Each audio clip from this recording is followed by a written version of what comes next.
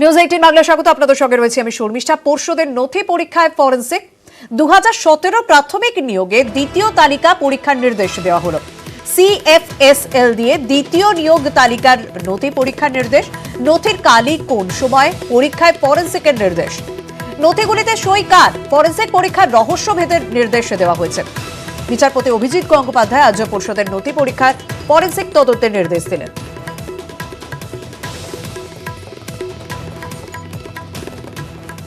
Student credit card, সেই student credit কার্ডের target 500 কোটি। বিস্তারিত জানবো আমাদের সঙ্গে রয়েছেন প্রতিনিধি সোমরাজ। দেখুন, মূলত স্টুডেন্ট ক্রেডিট কার্ড নিয়ে ফের তৎপর হলো নবান্ন এবং উচ্চশিক্ষা দপ্তর। আগামী এক মাসের মধ্যে 500 কোটির লক্ষ্যমাত্রা রাখছে স্টুডেন্ট ক্রেডিট কার্ডের মাধ্যমে ছাত্রছাত্রীদের লোন দেওয়ার জন্য উচ্চশিক্ষা দপ্তর। আগামীকাল অর্থাৎ মঙ্গলবার রাজ্য জুড়ে মোবিলাইজেশন ক্যাম্প করবে রাজ্য। স্টুডেন্ট ক্রেডিট কার্ডের মাধ্যমে যাতে বেশি সংখ্যক ছাত্রছাত্রীদের লোন দেওয়া যায় তার জন্য এই মোবিলাইজেশন ক্যাম্পে রাজ্য জুড়ে প্রায় 7 থেকে 7,500 পড়ুয়াকে আনার টার্গেট রেখেছে উচ্চশিক্ষা দপ্তর। ইতিমধ্যেই যেটা নবান্ন সূত্রে খবর যে প্রায় 800 কোটি টাকার লোন ইতিমধ্যে স্টুডেন্ট ক্রেডিট কার্ডের মাধ্যমে রাজ্যের ছাত্রছাত্রীদের হাতে দেওয়া গেছে। 26,500 জন পড়ুয়াকে স্টুডেন্ট ক্রেডিট কার্ডের মাধ্যমে লোন দেওয়া সম্ভব হয়েছে। আরো 14,300 জন পড়ুয়ার লোন আবেদন অর্থাৎ যে মঞ্জুর, সেই মঞ্জুরের জন্য ইতিমধ্যেই উচ্চশিক্ষা দপ্তরের তরফে ব্যাংকগুলিকে পাঠানো হয়েছে এই 14,300 ছাত্রছাত্রীদেরও যাতে লোন মঞ্জুর করা হয়। এই 14,300 জন ছাত্রছাত্রীদের লোন মঞ্জুর করার জন্যই আগামী এক মাসের টার্গেট রাজ্যের উচ্চশিক্ষা দপ্তর, যার ঋণের পরিমাণ প্রায় 500 কোটি। অর্থাৎ সব মিলিয়ে জুলাই মাসের মধ্যে নতুন শিক্ষাবর্ষ শুরু হবে, তার আগেই যাতে বেশি সংখ্যক ছাত্রছাত্রীদের স্টুডেন্ট ক্রেডিট কার্ডের মাধ্যমে লোন মঞ্জুর করানো যায়, সেই লক্ষ্যমাত্রাই এখন স্থির করছে রাজ্যের শীর্ষ পর্যায়ের আধিকারিকরা। একদম, অনেক ধন্যবাদ। কাল স্টুডেন্ট ক্রেডিট কার্ডের জন্য ক্যাম্প করছে রাজ্য। প্রায় 7,500 পড়ুয়াকে ডাকা হচ্ছে এই ক্যাম্পে এবং এক মাসের মধ্যে লক্ষ্য পূরণের তৎপরতা নবান্নের। স্টুডেন্ট ক্রেডিট কার্ডের টার্গেট 500 কোটি।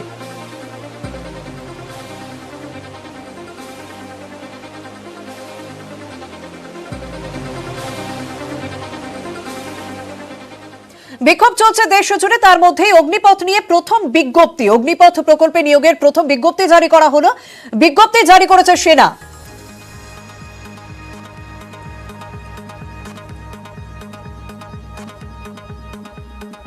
অগ্নিপথ প্রকল্পের বিরোধিতায় বিক্ষোভ দেশ জুড়ে। নাম না করে অগ্নিপথ প্রকল্প নিয়ে মন্তব্য করেন নরেন্দ্র মোদী। যখন কোনো নতুন প্রকল্প আনা হয় তখন অনেকের কাছে অপ্রিয় হয়, সময় গড়ালে প্রকল্পের কার্যকারিতা বোঝা যায়। বেঙ্গালুরুতে একটি অনুষ্ঠানে মন্তব্য প্রধানমন্ত্রীর।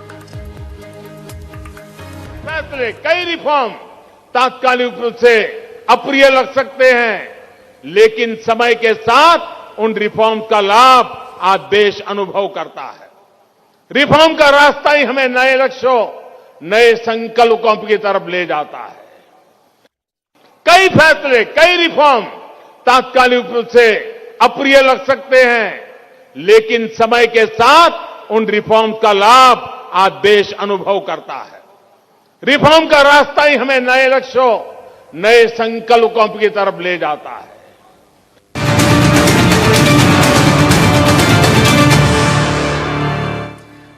পর্ষদ সভাপতির পদ থেকে সরানো হলো মানিক ভট্টাচার্যকে। হাইকোর্টের নির্দেশে পর্ষদ সভাপতির পদ থেকে সরানো হলো। আমাদের সঙ্গে রয়েছেন প্রতিনিধি অর্ণব হাজরা। অর্ণব, কয়েকদিন আগে আমরা দেখেছিলাম যে পর্ষদ সভাপতি, তাকে যেমন জিজ্ঞাসাবাদ করা হয়েছিল সিবিআই পক্ষ থেকে, তাকে নিয়ে অফিসে গিয়ে পর্যন্ত সেখানে জিজ্ঞাসাবাদ করা হয়। এই মুহূর্তে কি আপডেট রয়েছে? দেখো, সব থেকে বড় খবর এটাই, প্রাথমিক শিক্ষা যে নিয়োগ হয়েছিল সেই নিয়োগের 2017 সালের যে দ্বিতীয় নিয়োগ তালিকা সেটা ইতিমধ্যেই বাতিল করে দিয়েছিল কলকাতা হাইকোর্ট, কারণ চাকরি বাতিল। এই দ্বিতীয় নিয়োগ তালিকা সংক্রান্ত যে 5টা প্রশ্নের উত্তর চেয়েছিল, যার আসল কপি, সত্য কপি, অরিজিনাল কপি, সেটা কোর্ট চেয়েছিল প্রাথমিক শিক্ষা পর্ষদের কাছে। কিন্তু প্রাথমিক শিক্ষা পর্ষদের তরফে যে তথ্য দেওয়া হয়েছে তাতে একেবারে আদালত সন্তুষ্ট নয় এবং হাইকোর্টকে বিভ্রান্ত করা, বিকৃত তথ্য দেওয়া, নথি বিকৃত করা, একাধিক অভিযোগের প্রাথমিক সত্যতা আদালত খুঁজে পেয়েছে।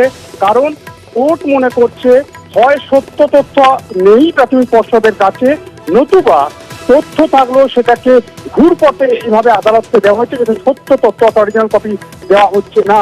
তাই প্রাথমিক শিক্ষা পর্ষদের যে আইন রয়েছে, যে আইনে চলে প্রাথমিক শিক্ষা পর্ষদ, তার জন্য সম্পূর্ণভাবে দায়বদ্ধ প্রাথমিক শিক্ষা পর্ষদের সভাপতি।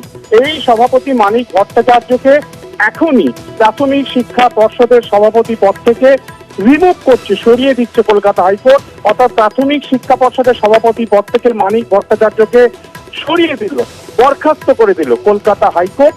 এবং যেহেতু মানিক ভট্টাচার্যকে সরিয়ে দিল, তার একাধিক অসঙ্গতি এবং ভুল তথ্য বা বিভ্রান্তকর তথ্য আদালতকে দেওয়ার কারণে এই সময়কালে যতক্ষণ না রাজ্য সরকার নতুন পর্ষদ সভাপতি নিযুক্ত করছে, এই সময়কালের মধ্যে সাময়িকভাবে যিনি সচিব রয়েছেন রত্না চক্রবর্তী বাগচি, তিনি অস্থায়ী সভাপতি হিসেবে প্রাথমিক শিক্ষা পর্ষদের কাজ চালাবেন। এবং একই সঙ্গে যে 5টা প্রশ্নের উত্তর চেয়েছিল, নথি চেয়েছিল, যেগুলি নির্দেশ মোতাবেক দেওয়া হয়নি, হয় সেটা বিভ্রান্ত করা হয়েছে আদালত মনে করছে প্রাথমিকভাবে। তাই এক্ষেত্রে মানিক ভট্টাচার্যের কাছ থেকেই তার মুখ থেকেই প্রশ্নের উত্তর নিতে চায় কলকাতা হাইকোর্ট। তাই কাল দুপুর 2টোর সময় মানিক ভট্টাচার্যকে 17 নম্বর আদালত কক্ষে বিচারপতি অভিজিৎ গঙ্গোপাধ্যায়ের বেঞ্চে সামনে মুখোমুখি আসতে হবে, অর্থাৎ সরাসরি হাজিরা দিতে হবে। তার কাছে প্রশ্ন রাখতে চায় আদালত। আরো যেটা গুরুত্বপূর্ণ বলা হয়েছিল, 273 জনের যে দ্বিতীয় নিয়োগ তালিকা, সেক্ষেত্রে 2787টা আবেদন জমা পড়েছিল। এই আবেদনে প্রত্যেককে 1 নম্বর করে অতিরিক্ত দেওয়ার কারণে তারা টেট কোয়ালিফাইড হয়েছিল। এই 2787 জনের আবেদনপত্রের একটা আবেদনপত্র আজ আদালতে দিতে পারেনি পর্ষদ। পর্ষদের চুক্তি হচ্ছে এই আবেদনপত্রগুলি সংরক্ষণ করা হয়নি, শুধুমাত্র এই 2787 জনের রোল নাম্বার দেওয়া হয়েছে। আদালতের প্রশ্ন, যদি রোল নাম্বার একটা আবেদনপত্র কখনো হতে পারে না, কে টেটে কত মার্কস পেয়েছে সেটা জানা দরকার।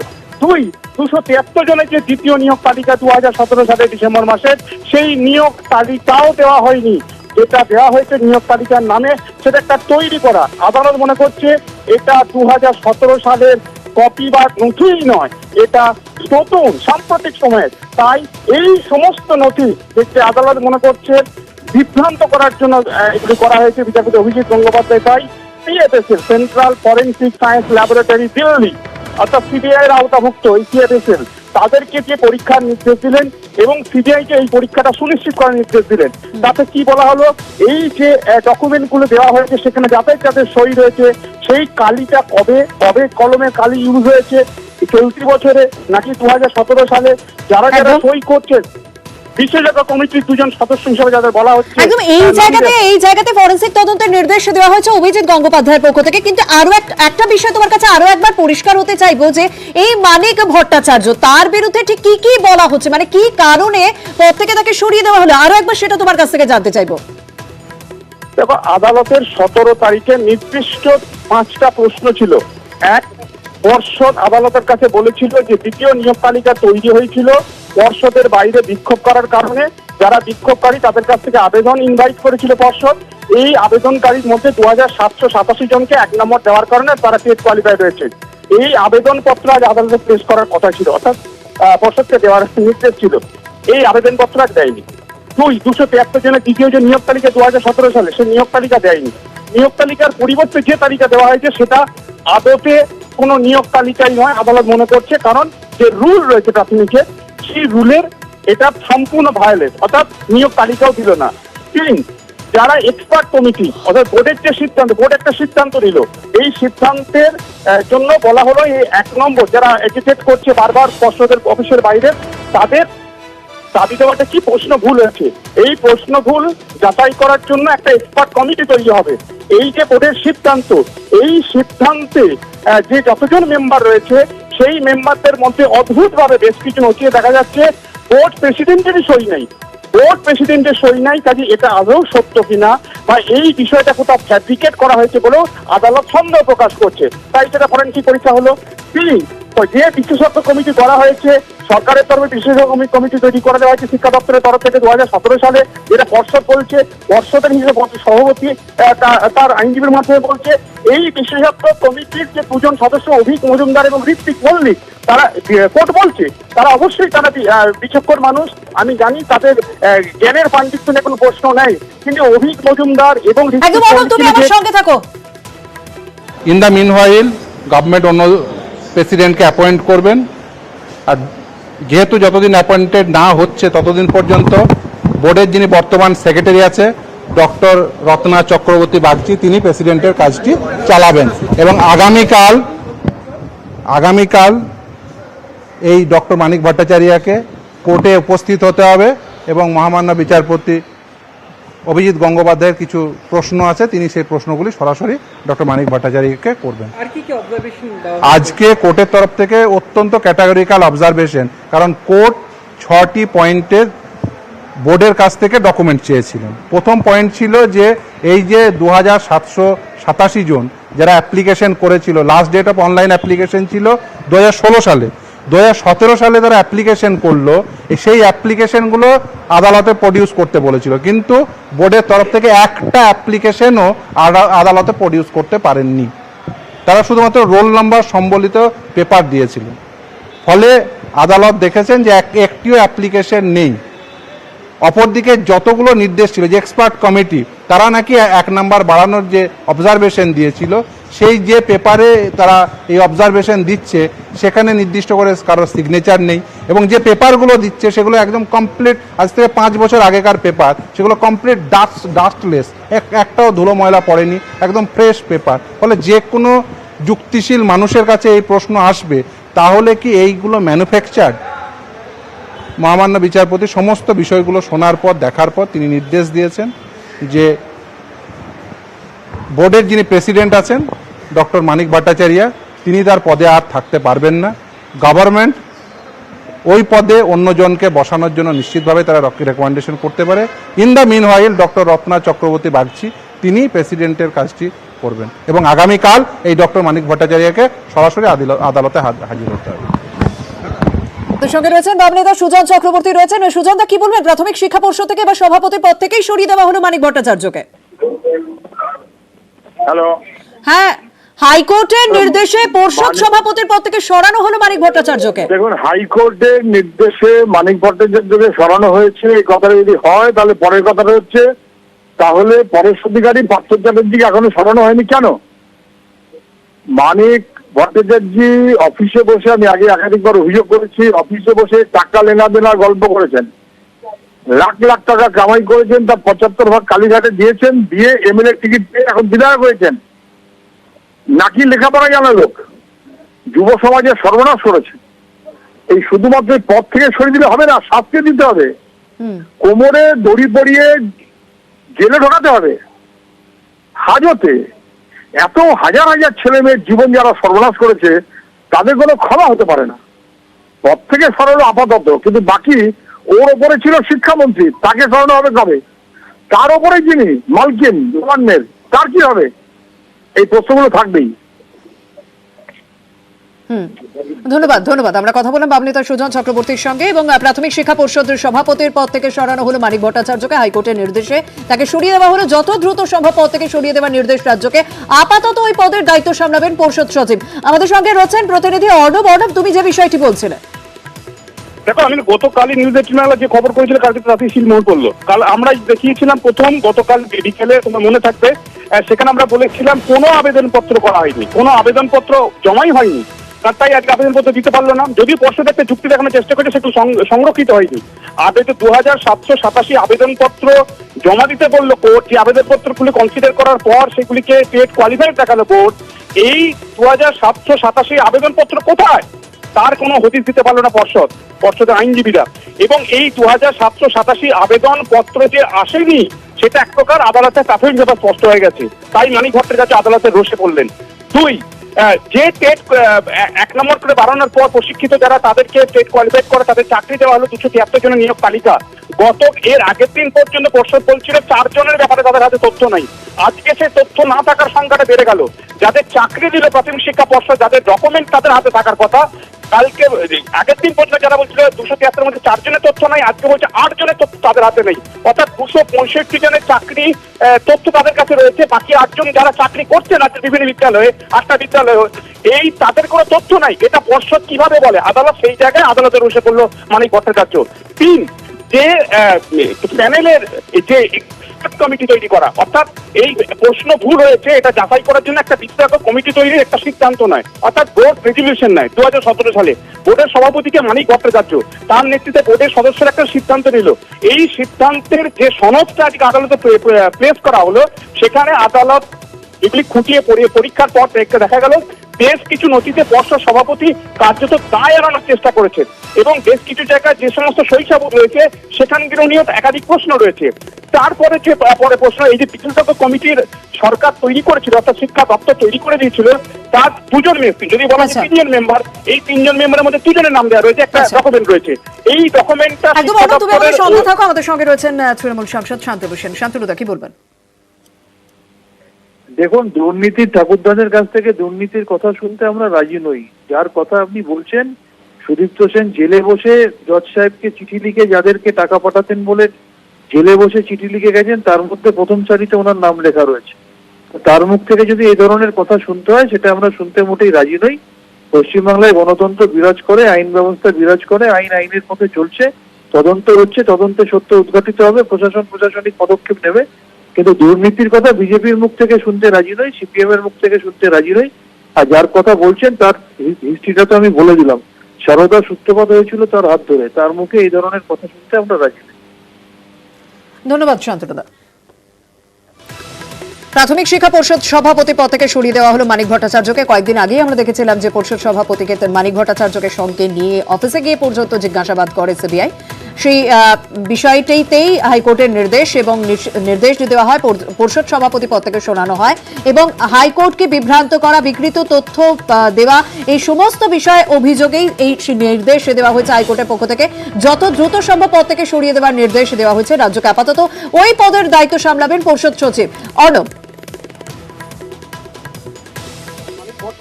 সরিয়ে দেওয়া হলো পর্ষদ সভাপতি পদ থেকে হাইকোর্টের নির্দেশ, বিচারপতি অভিজিৎ গঙ্গোপাধ্যায়ের নির্দেশ, তাকে সরিয়ে দেওয়া হয়েছে। আমি তাকে রিমুভ করছি বিচারপতি এই নির্দেশ জারি করলে। তাহলে সেই জায়গাটা শূন্যপদ তৈরি হলে শূন্যপদটা আপাতত সামাল দেবেন, অর্থাৎ অস্থায়ী হিসেবে কাজ করবেন সচিব, তিনি সভাপতির দায়িত্ব সামলাবেন এবং রাজ্য সরকার যত দ্রুত সম্ভব নতুন পর্ষদ সভাপতি নিযুক্ত করবে, এটাও নির্দেশে বলা হলো। কিন্তু পর্ষদ সভাপতিকে সরানো হলো যে পদটার জন্য কার্যত রঞ্জনের যে অভিযোগ, সেই অভিযোগে প্রথম থেকে দেখা যায় রমেশ মানিকের মামলা। তুমি আমাদের সঙ্গে থাকো, সঙ্গে থাকো। একটা সমস্যা দেখা গেল যে যাদের সই করার কথা ছিল সকলের সই করেননি এবং সই নিয়েও শেষ পর্যন্ত সিএফএসএল কে নির্দেশ দিতে বলা হয়েছে। বিষয়টা যদি বলেন। দেখুন, কোর্ট অর্ডার দিয়েছিলেন যে অরিজিনাল ডকুমেন্ট প্রডিউস করতে হবে, যেটা 2017 সালে যে রেজলিউশন হয়েছিল।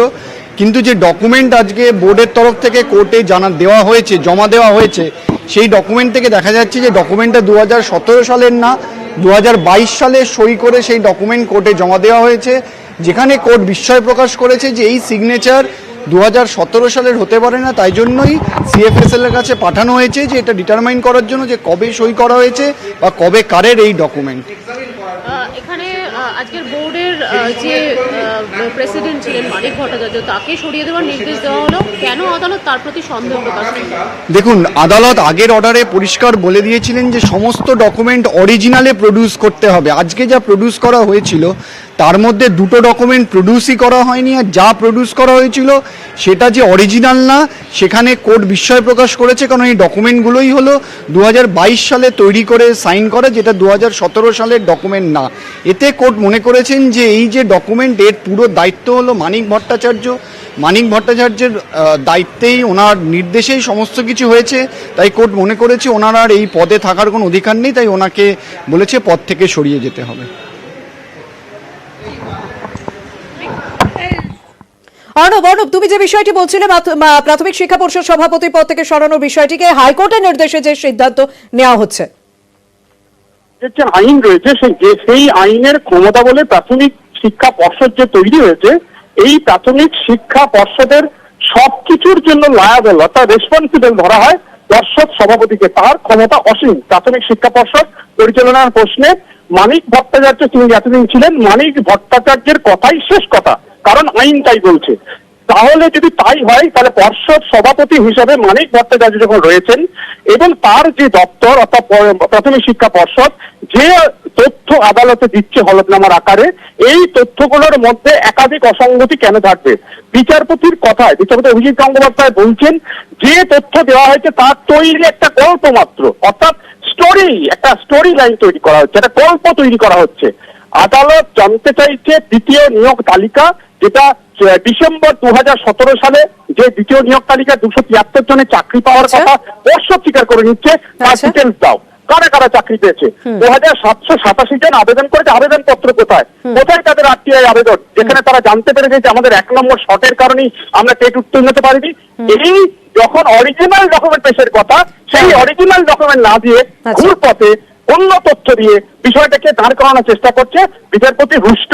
তাই মানিক ভট্টাচার্যকে এখন থেকে সরিয়ে দেওয়া হলো তার এই নির্দেশের মাধ্যমে, এবং একই সঙ্গে ফরেন্সিক পরীক্ষার নির্দেশ দিলেন তিনি সিএফএসএল দিল্লি, যেটা সিবিআই এর অন্তর্ভুক্ত একটা সংস্থা, কেন্দ্রীয় সংস্থা। একদম। এবং এই সই সাবুত নথি সেগুলো অরিজিনাল কিনা সেটা সিএফএসএল তদন্ত করবে আচ্ছা।